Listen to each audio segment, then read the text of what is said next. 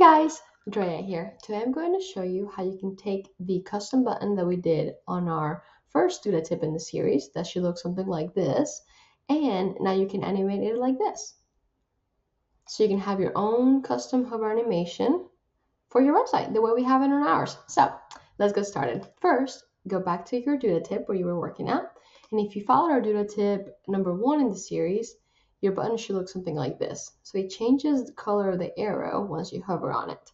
If you have not gotten this far yet, I will go ahead and show you how by utilizing this button right here. So I'm going to right click on my button. So you'll add a button, then after it, just right click on it. And you are going to edit the HTML, CSS. And we are going to add the class white, which will be our default class, and then the class red, which will be our hover class. If you already have those classes in your website, feel free to change those, but just remember to change it on the back end once we add that code. So I'm going to update it. Since we already have this code, so here's updated. Since we already have this code already added, I'm just going to edit it.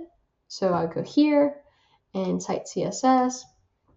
And here's a snippet of code we had added to create that. If you want to change the arrows to something else, you simply will change this URL to the URL that you are looking for. And you can do that by getting an image URL. So you just upload it in your content manager and then use it. But for here, I'm actually going to delete the red arrow because we want to keep a white arrow and we just want to animate it.